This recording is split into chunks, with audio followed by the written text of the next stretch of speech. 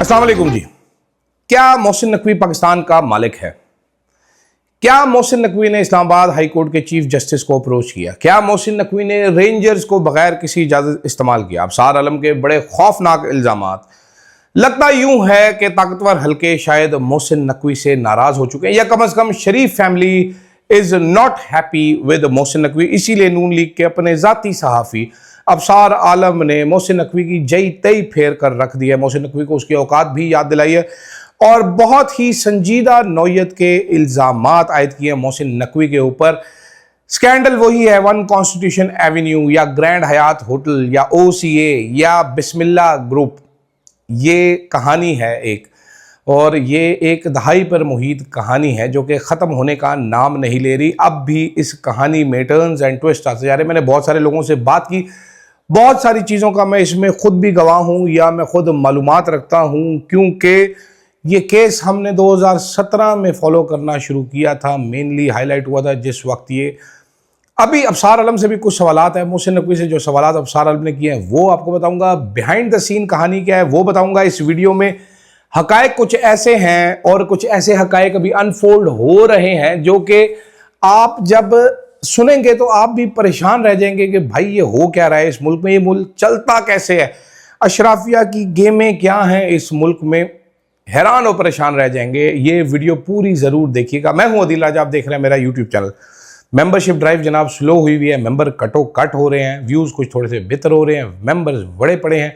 तो बराए मेहरबानी करके शेयर कीजिए। कल रात को लाइव चैट में बहुत सारे लोग बता रहे थे हमने पूरी फैमिलियों को, मैं कहता हूँ फैमिलियों की फैमिली और दोस्तों की दोस्तें सारे के सारे फिट करके रख दें इस चैनल के ऊपर। मेंबरशिप के ऑप्शन अगर चैनल की आपने लेनी है वो आपके पास है, सुपर थैंक्स के ऑप्शन आपके पास है। अगर आप मुझे सपोर्ट करना चाहते हैं तो जनाबे वाला वन कॉन्स्टिट्यूशन एवेन्यू पे धावा बोला गया, पहले पुलिस का बताया गया था, पता चल रहा है रेंजर्स भी उसमें इस्तेमाल हुई। अबसार आलम साहब कल गुस्से नाक होकर नमूदार हुए अपने वीलॉग में और मोहसिन नकवी को उड़ा कर रख दिया। उन्होंने एक सवाल किया, क्या मोहसिन नकवी पाकिस्तान का मालिक है?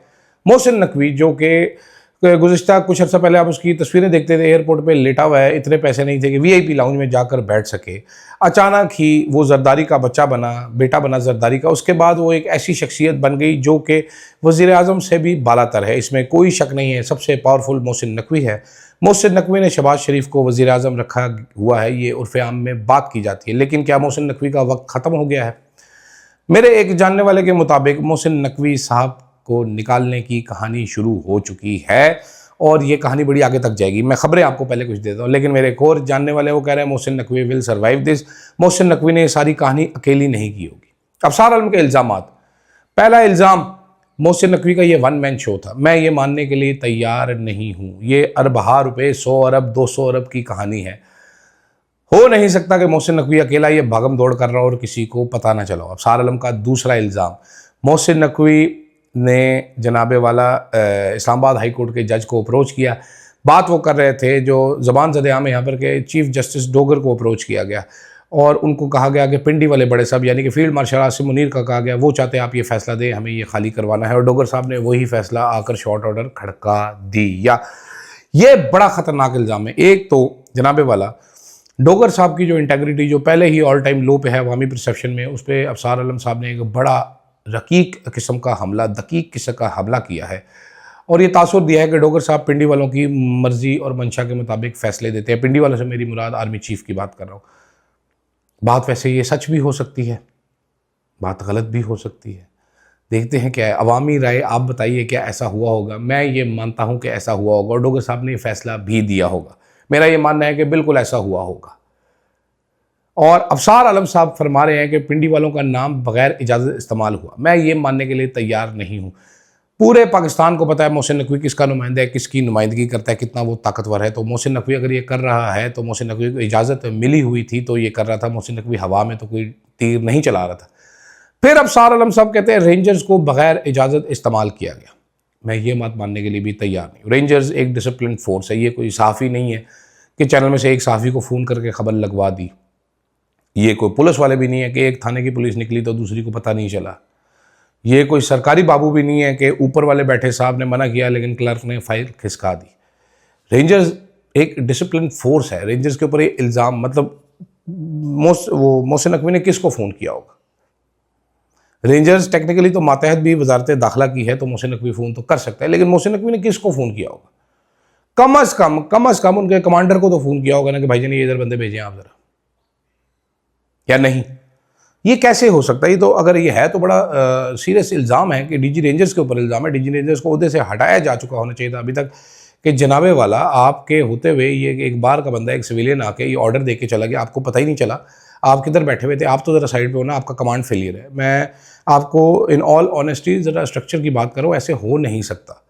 और अगर हुआ है तो फिर ये जान लीजिए कि ये सारे जो जर्नैल कुछ हैं ये मोहसिन नकवी के भी ताबे हैं। इनको बताया गया है कि Mohsin Naqvi is the boss for you, उसके अलावा ये हो नहीं सकता। अफसार आलम का एक सवाल कि मोहसिन नकवी खुद क्या है, मोहसिन नकवी की औकात क्या थी, पहले उन्होंने वो भी याद कराई कि ये CNN का स्ट्रिंगर होता था, एक गाड़ियाँ रेंट की अरेंज करके देता था। जब काशिफ अब्बासी सब CNN में काम करते थे, मैंने भी 7 साल CNN में काम किया। गाड़ियाँ अरेंज करने से कोई इतना अमीर नहीं हो जाता कि चैनल खोल ले, उसके लिए बड़े घपले भी करने पड़ते हैं। लेकिन बात उनकी सच है, उन्होंने औकात बताई है। लेकिन अभी मोहसिन नकवी एक बड़ा आदमी है, अफसार आलम से बहुत बड़ा आदमी है। अफसार आलम को 3 बार 4 बार नौकरी पर रख सकता है मोहसिन नकवी, इसमें कोई वो दूसरी राय नहीं है। और दुनिया ग्रो कर जाती है और अपनी औकात भी भूल जाती है। अफसार आलम साहब फरमाते हैं क्या मोहसिन नकवी साहब पाकिस्तान के मालिक हैं? मोहसिन नकवी बिल्कुल पाकिस्तान का मालिक है जी। अफसार आलम साहब, अगर आपको कोई शक है तो शीशे में अपनी शक्ल देखें और अपने आप को चपेड़े मारें। अब आते हैं दूसरी कहानी की तरफ। अफसार आलम साहब की दुम पर पाँव आया तो अफसार आलम साहब की आंखों में आंसू भी आए हुए हैं। अफसार आलम साहब जज्बाती भी थे, वो गुस्सेनाक भी थे। क्यों गुस्सेनाक थे? क्योंकि अफसार आलम साहब का अपना अपार्टमेंट है 1 कॉन्स्टिट्यूशन एवेन्यू में। एक कहानी, इस 1 कॉन्स्टिट्यूशन एवेन्यू में ख्वाजा आसिफ साहब जो वफाकी वजीर है, फेडरल मिनिस्टर है, उनका भी एक अपार्टमेंट है। इधर कशमाला तारिक का भी अपार्टमेंट। यहाँ पर आपको सोशल मीडिया पे नून लीग वाले सारे बात करते दिखाई दे रहे इमरान खान के अपार्टमेंट के बारे में, बट यहाँ पर जर्नैलों के अपार्टमेंट है, यहाँ पर ब्यूरोक्रेट्स रहते हैं, यहाँ पर पता नहीं कौन कौन रहता है इस बिल्डिंग में। ये एक हॉटेस्ट प्रॉपर्टी है इस्लामाबाद की, हूज़ हू यहाँ पर रहना चाहते हैं। पार्टीज़ होती हैं यहाँ पर डांस पार्टीज़ होती हैं, बहुत सारी चीज़ें यहाँ पर होती हैं। और बहुत सारे शहरियों को, पुलिस को भी इस बात का पता है, पुलिस जाते छापा नहीं मार सकती, डरती है। इस पर कब्जे का प्लान बनाया गया। अफसार आलम साहब ने बिल्कुल सही कही। लाहौर वाले एक साहब की बात करें, अफसार आलम में बड़े प्रॉपर्टी टाइकून हैं शायद, और जो वफाकी कह रहा हूँ केयर टेकर मिनिस्टर भी रहे हैं, उनके नाम दिया जा रहा है कि वो इसको टेक ऑन करना चाहते थे। मैंने आपको अफसार आलम से पहले खबर दी थी कि एक वफाकी वजीर साहब तगड़े वफाकी वजीर से लड़ भी पड़े थे। वो दूसरे जिससे लड़े थे वो मोहसिन नकवी साहब थे कि ये ना करो, इस तरह मत करो, हमने बड़े ताकतवर लोग देखे। मेरे पास ये खबर आई थी। और वो दूसरे वफाकी वजीर भी काफ़ी तगड़े हैं। अफसार आलम साहब का ये वीलॉग मैंने पहले शुरू में कहा था, ये नून लीग की मर्जी के बगैर नहीं हो सकता। अफसार आलम साहब ने वहाँ पर कहा हमें 4 मुल्कों ने डिमार्च किया है। अब आप ये खबर गूगल करें, आपको ये खबर कहीं नहीं मिलेगी। क्यों? क्योंकि पाकिस्तान में तो डिमार्च किया नहीं होगा, अपने ममालिक में किया होगा, ये खबर कहीं नहीं लगी। तो ये खबर अफसार आलम को सिर्फ वही दे सकता है जो फॉरेन ऑफिस में हो या जो वफाकी काबीना में हो। तो यहाँ पर जो पहले मैं कह रहा था एक वफाकी वजीर की मोहसिन नकवी से लड़ाई हुई है, यहाँ पर 2 वफाकी वज़रा ऐड हो जाते हैं जो दोनों मिलकर अफसार आलम को, जिन्होंने खबर फीड की कि भाईजान ये हुआ है। मैं ये नहीं कह रहा अफसार आलम की खबर झूठी है, हो सकता है सच्ची खबर हो। मैं ये बता रहा हूँ आपको कि कैसे नून लीग एक साइड पे अब इकट्ठी हो रही है। और जो पहले मैंने आपको कहानी बताई थी कि एक वफाकी वजीर ने कहा था कि भाई मोहसिन नकवी साहब तू एड्डा पावरफुल है लेकिन वी विल फाइट, तो वो कहानी अब आपको मिलती हुई दिखाई दे रही है कि अफसार आलम के पीछे ये हो नहीं सकता नून लीग हो। बाकी अफसार साहब के आंसू भी हैं, अफसार साहब की वो भी है। अफसार साहब से मेरे चंद सवालात भी हैं कि आपने ये अपार्टमेंट कब लिया था? क्या आपको नहीं मालूम था कि ये बिल्डिंग इलीगल है? क्या आपको वाकई ही नहीं मालूम था? क्या अब्दुल हफीज़, ये शेख अब्दुल हफीज़ पाशा साहब जो हैं, क्या ये आपके जानने वाले नहीं हैं? क्या ये आपके शहर फैसलाबाद से नहीं है? क्या इनके साथ आपके शामें रातें इकट्ठी नहीं गुजरी? क्या आप लोगों ने इकट्ठे खाने नहीं खाए? क्या अफसार आलम साहब आपने इस पाशे को, इस शेख को, इस फ्राडिये को आपने दूसरे लोगों से इंट्रोड्यूस नहीं करवाया? क्या आपने दूसरे लोगों को कहा नहीं है कि तुम्हें अपार्टमेंट दिलवा के देता हूँ यहाँ पर बेहतर प्राइस पर? क्या आपने इस अपार्टमेंट के पूरे पैसे दिए? जब जस्टिस अथर मिरल्ला साहब ने यहाँ पर फैसला दिया था तो उन्होंने फैसले में ये भी लिखा था कि जो मुतासरीन हैं वो अदालत में सबूत जमा कराएं कि आप अभी तक कितनी पेमेंट कर चुके हैं। क्या आपने उस वक्त जमा कराए थे सबूत? आप लोगों ने तो पेमेंट रोक ली थी उस टाइम पे, बाद में आपने ओरिजिनल से भी कम पैसे देके अपार्टमेंट हासिल किए जब मसला हल हो गया। तो ये मुझे मत बताएं कि हलाल के पैसे जमा के हमने ये किया और हमने ये किया। आपको अच्छे तरीके से मालूम था कि this whole shit was illegal from day one. ये कभी ग्रीन जोन में मंसूबा आया ही नहीं, ये रेड से ग्रे, ग्रे से रेड, रेड से ग्रे में ही ऑपरेट करता रहा है ये मंसूबा। आप कह रहे हैं जी 80 कनाल जगह थी, इसने ये करना था, इसने वो करना था, बिल्कुल ठीक होगी, सारी कहानियाँ बिल्कुल ठीक होगी। अभी स्टैब्लिशमेंट के नुमाइंदे आ रहे हैं, वो आपके ट्वीटों पर ट्वीट कर रहे हैं कि आपकी कहानी सारी झूठी है, असल कहानी ये है, असल कहानी ऐसे है, और जो जो फ्लैट के बंदे हैं उनको सारों को हम पूरे पैसे देंगे और आप ये ना करें, आप वो ना करें। भाईजान पैसों की देने की बात भी हो रही है और ऐसी बात भी की जा रही है, लेकिन ये कहानी इतनी सादा नहीं है। इस बिल्डिंग के 2 फ्लोर्स पर किसने कब्जा कर रखा है, अफसार आलम साहब ये भी बता देते फिर। अफसार आलम साहब वो जो मर गया डिक्टेटर, जो पुराना डिक्टेटर है, उसको तो थू थू करते हैं। मोहसिन नकवी को कह रहे हैं इसने जनरल फैज़ वाली हरकतें की हैं। क्या सारे ही जब जिनके पास एब्सोल्यूट पावर होती है वो ऐसी हरकतें नहीं करते? क्या सिर्फ मोहसिन नकवी ऐसे काम कर रहा है कि और भी हो रहे हैं? ज़रा उस पर भी पर्दा उठा दें।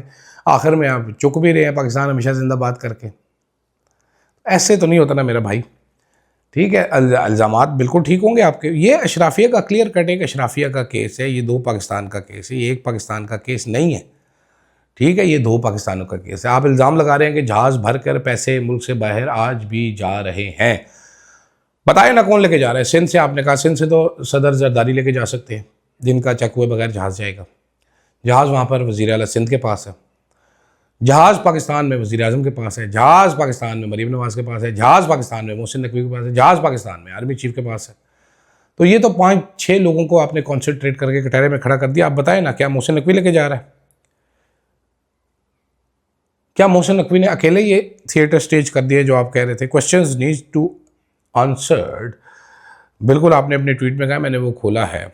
ठीक है, और आपने ये भी कहा है कि रेंजर्स को जो टॉप ब्रास की कमांड में था उसको बगैर रिटर्न ऑर्डर्स के इस्तेमाल किया। रेंजर्स क्यों इस्तेमाल हुए, मुझे ये भी बताएं ना, ये भी मुझे बताएं। रेंजर्स वालों को नहीं पता कि ऑर्डर चाहिए होता है। ठीक है, आपने कहा जी पाकिस्तान डिप्लोमेटिक विनर बन रहा था तो हमें 4 वो हो गए, मोहसिन नकवी ने ऐसे कर दिया, मोहसिन नकवी ने ऐसे कर दिया। सिर्फ इतनी सी कहानी नहीं, आप अपने बारे में भी तो सच बोले ना। अभी बड़े मासूम बन के बैठे, मेरी हलाल की कमाई थी, मैंने ये किया था, मैंने वो किया था। एडम ये आसान नहीं है। ये पहले दिन से एक इलीगल प्रोजेक्ट था, ये इलीगल प्रोजेक्ट है, ये इलीगल प्रोजेक्ट रहेगा और इसको टेक ओवर नहीं होना चाहिए, इसको गिराया जाना चाहिए। पाकिस्तान में एक बार डायनामाइट लगाना चाहिए इसकी बुनियादों में, इसको गिराना चाहिए और पब्लिक को बुलाना चाहिए सारों को कि 100 अरब की बिल्डिंग हम गिरा रहे हैं क्योंकि दिस वाज इलीगल। अगर इस बिल्डिंग को टेक ओवर करके रेगुलराइज करके किसी और को दिया जाता है तो उससे भी बड़ा इलीगल काम होगा। इंसाफ अगर करना है तो फिर जैसे बड़ी मामलों के घर गिराएं, ये भी गिराएं। क्या ये तो ज़्यादा जल्दी गिरेगा? खाली करवाएं, नीचे डायनामाइट नस्ब करवाएं, बल्कि बाहर से कोई टीम मंगवाएं, चाइना से टीम मंगवाएं, कंट्रोल डेमोलिशन पाकिस्तान में करें और सारी दुनिया में लाइव स्ट्रीम करें उसको, ताकि पता भी चले। ये अद्दा तितर अद्दा बटे ना करें। अफसार आलम साहब बड़े आप बड़े असूली साफ़ी हैं। सरीना बिजनेस कॉम्प्लेक्स में किसके साथ आप बैठे होते थे? क्या ये वही बदनामे ज़माना बिस्मिल्लाह टेक्सटाइल मिल, बिस्मिल्लाह कंस्ट्रक्शन का हफीज़ शेख पाशा नहीं था जो सबको चूना लगा के भागा है? आज भी इधर ही फिर रहा होता है। बिस्मिल्लाह टेक्सटाइल का मालिक है, सितारा टेक्सटाइल वालों का दामाद है, फ्राडिया भी है आपके बकूल, बल्कि आपका तो दोस्त है फ्राडिया, तो मोहसिन नकवी के बकूल है। तो ये सारे सवालात हैं, मैं जवाब का इंतज़ार करूँगा। फीडबैक आपने अपना ज़रूर देना कमेंट्स की सूरत में। मुझे दीजिएगा इजाज़त जनाब, अल्लाह हाफ़िज़।